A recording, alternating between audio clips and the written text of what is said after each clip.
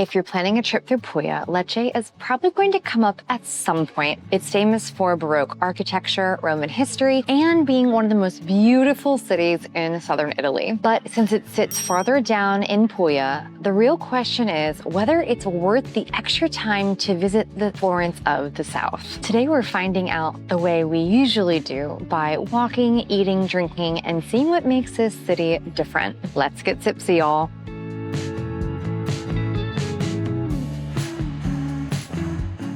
Lecce's story begins with ancient legends about an old settlement said to have been founded around the time of the Trojan War in the 12th or the 13th century BC. As they were known to do, the Romans took over the area in the 3rd century BC and later moved the city slightly northeast, gave it Roman features like a theater and an amphitheater, and linked it to the port on the Adriatic coast. After the Roman Empire fell, Lecce changed hands many times before ultimately becoming an important noble-controlled territory within the Kingdom of Sicily. Lecce's golden age began in the 15th century, reaching its peak in the 1600s, when the city was transformed by its striking Baroque architecture. And a major reason for this style is the local Lecce stone.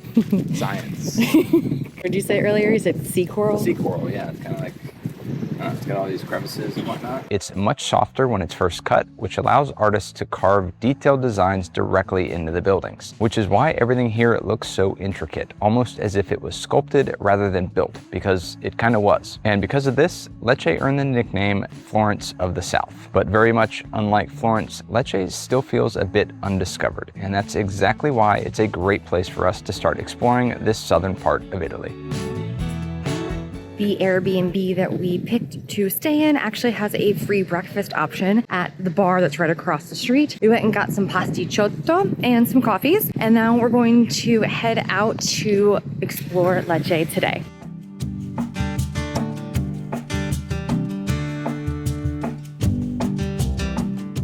Porta Napoli is one of the historic gateways into Lecce's old city, and it makes for a great arrival point because it gives you that feeling of stepping into an older part of town. It was built in 1548 in honor of Emperor Charles V, whose rule shaped a lot of Lecce's defensive history during the 1500s. It is called Porta Napoli because this gate marked the road out of Lecce towards Naples. Piazza del Duomo might just be one of the most unique squares in all of Italy, which is a bold statement, I know. So most piazzas are open with streets coming in from all sides, but this one feels almost cut off from the rest of Lecce. You go through a single main entrance, and once you're inside, the square feels more like a private courtyard than a typical public space. And that was very intentional. The square was Lecce's religious center, and its closed-in design made it feel like a stage for church authority with a cathedral, bell tower, bishop's palace, and seminary in the piazza. The Duomo itself has much older origins. A church was built here back in the 1100s, but the version you see today came from a major Baroque rebuild in the 1600s. In the late 1650s, the bishop commissioned a Lecce architect to redesign the cathedral in this new style. The architect, Giuseppe Baldo, became one of the most important names in Lecce, and his work helped shape the city's identity. One interesting feature of the cathedral is that it has two facades. The main one faces the bishop's palace and looks more reserved, while the one facing the piazza is much more eye-catching. Starting in 1661, the same cathedral architect also rebuilt the bell tower after the old tower had collapsed years earlier. Standing about 70 meters tall, the tower dominates the square and adds its dramatic feel. The seminary palace was built a bit later, between the late 1690s and early 1700s, so the iconic buildings of the square definitely did not appear overnight. So when you step into Piazza del Duomo, you're seeing Lecce at its Baroque peak, when architecture was meant to impress and show power. It's like 9 a.m., so it's not like it's super early. We're the only ones here. Dove tu? Amazing. We're gonna go climb the tower, and so right across the way is where you go to get the tickets.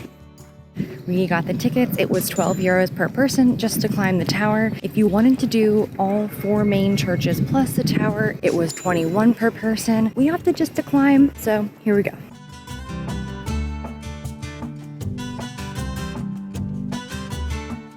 A delightful treat this morning. No climbing, it was an elevator. We usually have to climb stuff, so I just assumed it was an elevator, even better.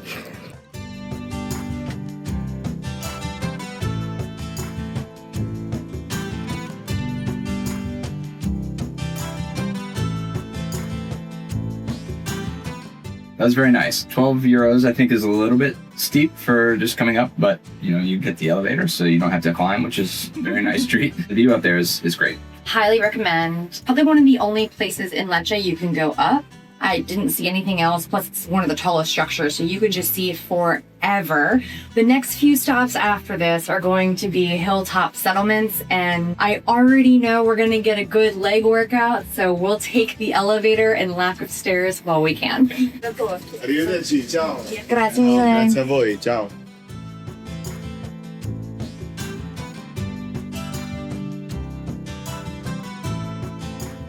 While you definitely can see this from above ground, we wanted to actually buy the passes and go down. So it was 5 euros per person, and we get to walk around.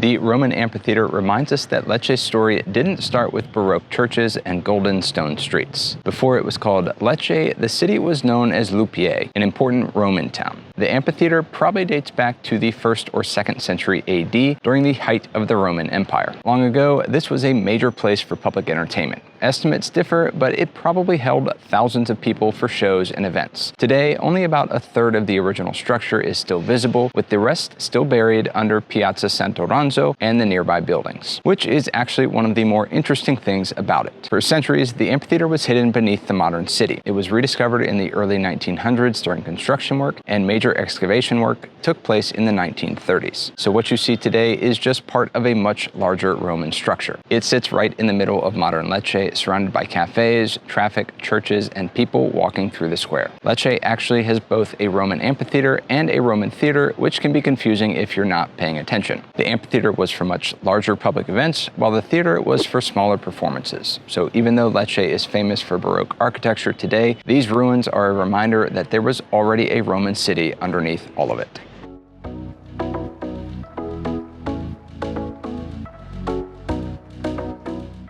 We've said it numerous times already that Lecce is famous for its Baroque beauty, but Castello Carlo V shows that the city also needed to defend itself. The castle was expanded back in the 1500s when Emperor Charles V ruled much of Europe and worked to strengthen cities throughout southern Italy. Back then, this region of Italy was at risk of attacks from the sea, especially the Ottomans, so Lecce needed better defenses. The castle became part of a larger system of fortifications with thick walls, bastions, and the one main goal of protection. But the site itself is older than Charles V. Before the 1500s, there was already a fortress here. Charles V turned it into a structure better suited for the warfare of his era, especially with the use of artillery. And that's why the castle looks so different from the rest of Lecce. It isn't ornate like the churches or delicate like the Baroque facades. Instead, it's heavy, military, and meant to intimidate. Now, the courtyards where we have been exploring are free to enter and explore, but if you want to go a little bit deeper, that does require a guided tour, which is 10 euros per person. We decided against that today, but it does get you a little bit further into the innards of the castle.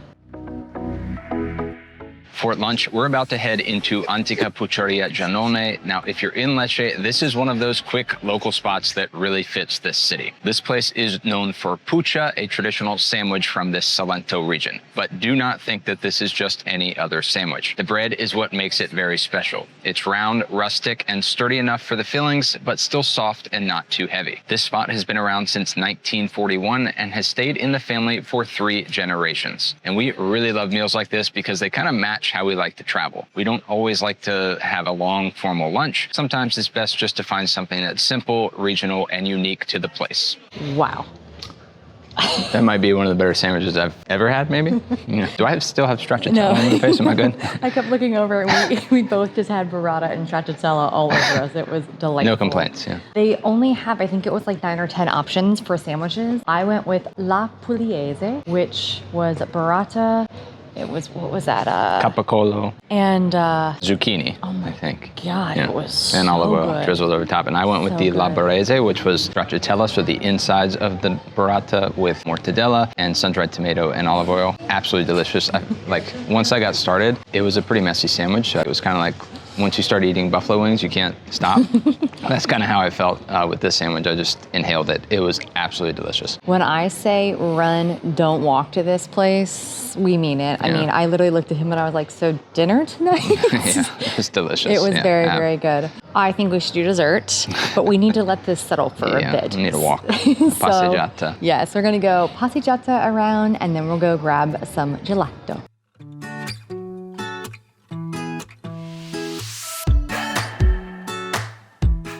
While Piazza del Duomo shows Lecce's religious side, the Basilica di Santa Croce is where you can really see the city's Baroque creativity. Construction began on the church back in 1549 and took nearly 100 years to complete, which means several different architects took part in designing various sections of the church, which is part of why the facade looks so complex and even a bit chaotic. But the details and chaos are not random. The facade is full of symbols, including religious images, animals, plants, shields, columns, and saints. Some people say the lower sections show the earthly or pagan world being transformed by Christianity, while the upper parts move toward divine order and salvation. Even if you don't go inside because it is a ticketed entrance, the outside of Santa Croce is really one of the main highlights and a carved example of why Lecce is called the capital of Baroque in southern Italy. Right down the way from the Basilica is Baldo Gelato, an artisan gelato shop, and their whole thing is fresh, natural gelato made every morning. They have the classic flavors, but they also have more creative ones like chocolate with date pulp. Baldo has received 2 cones from Gambero Rosso, which is a solid quality signal in the Italian food world. Because when a gelateria is making everything fresh every morning, that usually is the place to get the good stuff. And after walking around in Lecce with the sun, looking at the different Baroque churches and the Roman ruins, I think we've earned the kind of cultural research that comes in a cone or a cup.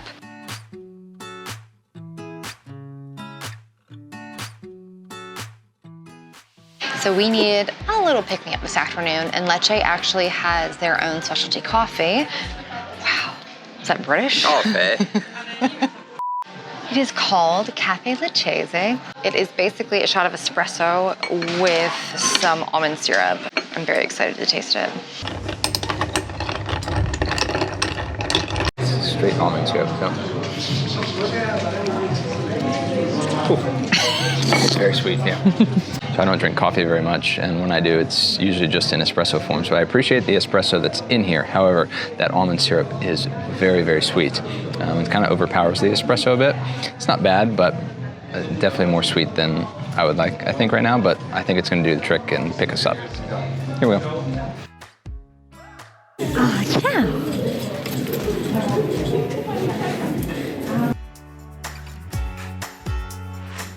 Quanto Basta is one of the most important cocktail bars in Lecce. It calls itself the city's first real street cocktail bar, which makes sense the second you see the vibe. It opened in 2013 in the historic center and has helped make Lecce known for cocktails, not just wine. What we enjoy about this place is how it shows a different side of Lecce. So the city is known for its Baroque churches, golden stone, and old world charm, but here it feels young, social, and full of energy. So instead of picking the most basic drink, we're going for something special like one of their signature cocktails that connects to the southern region of Salento. First sips. Wow.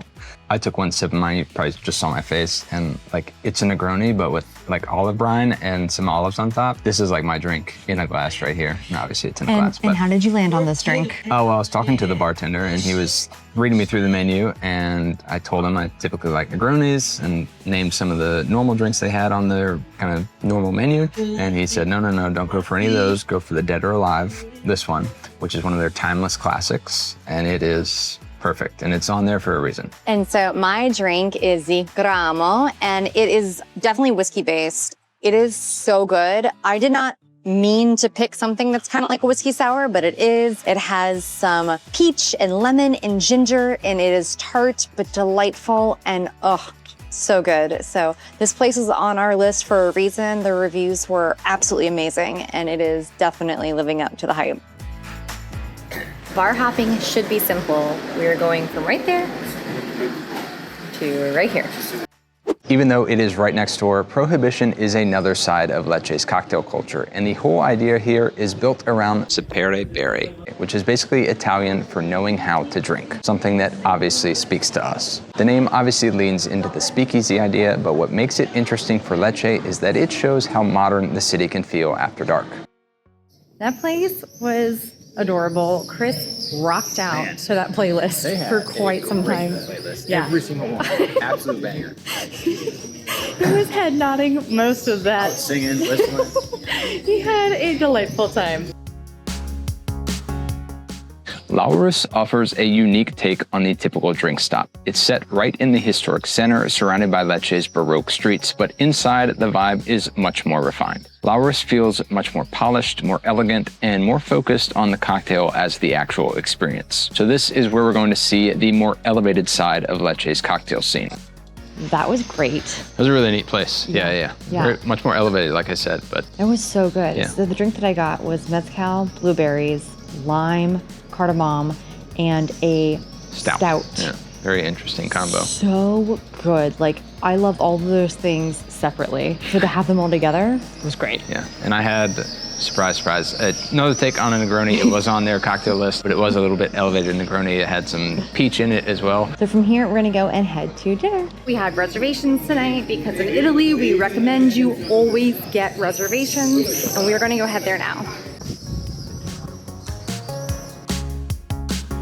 PEZZETTO is exactly the kind of place that we love finding when we travel. It isn't a big formal restaurant, and it's not aiming to be a place that you visit just to check off your list. Instead, it's a small bistro and wine bar in Lecce's historic center, focused on simple food and good wine. Their motto is Cibo e Vino e Sentimento, which means food and wine with feeling. The people who run PEZZETTO are also behind Quanto, Basta, but here at the restaurant, instead of cocktails, it's the wines that really matter. For dinner, we want dishes that are simple but connected to this part of southern Italy. Think burrata with vegetables and local pastas that absolutely hit the spot.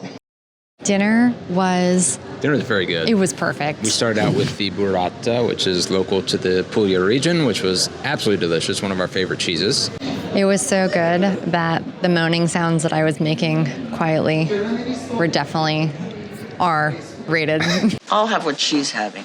It was very good. Yeah, and then for main courses, I had what's called the sagne in canulate. I'm probably butchering that, but I hope I'm doing it right. It was kind of like almost like a pappardelle, like the thickness of the pasta, basil, tomato sauce, and stracciatella. Super simple, but super delicious. And Chris will also tell you what mine was. It was called the chicheri e tria, which was kind of a local dish, again, to the Lecce region, I think. It was mussels, chickpeas. Mussels, yeah, it was very interesting. Mussels, chickpeas. And it was more of a stew than like a pasta. Yeah. Much more kind of soupy. Very, very good. Very interesting. Again, I ate it and I was like, this doesn't feel like a typical Italian dish, but very good nonetheless. It was amazing. And we got to try Negro Amaro for the wine. So I completely mischaracterized what I thought that wine was going to taste like. I thought it was going to be big, bold, heavy red. The one that we had was light and delicious, and it was so, so good. It was very elegant, and I can't wait to try more of the wines for Puglia. So we're super excited to dive into this wine scene so that we can try more of them. Is Lecce worth adding to your Puglia itinerary? For us, yes, but with a catch. So Lecce is best for travelers who like architecture, wine, food, history, and just wandering. It's not the place we prioritize if you're only chasing beaches or fast-moving postcard stops. We're not huge museum people, and Lecce still works really well because a lot of the history is outside. The churches, piazza, Roman ruins, stone carvings, and streets that basically turn the whole city into an open-air museum. If your Puglia trip is only 5 or 6 days and you're mostly focused on Bari, Monopoli, and Valle d'Itria, Lecce might feel like a stretch unless you're using it more as a southern base. But if you have a few extra days and want a city with history, architecture, great food and wine, and a vibe that's different from those coastal towns, Lecce definitely deserves a visit. Thank you guys so much for watching. It genuinely means the world that you're here with us, and you need to hang on because we've got a big adventure coming up. From here, we're going to be heading to Monopoli for a few days before we continue to explore more of Puglia. If you like this, be sure to hit subscribe so don't miss those videos, and thank you guys so much for watching. We'll see you in the next one. Cheers. Cheers, y'all.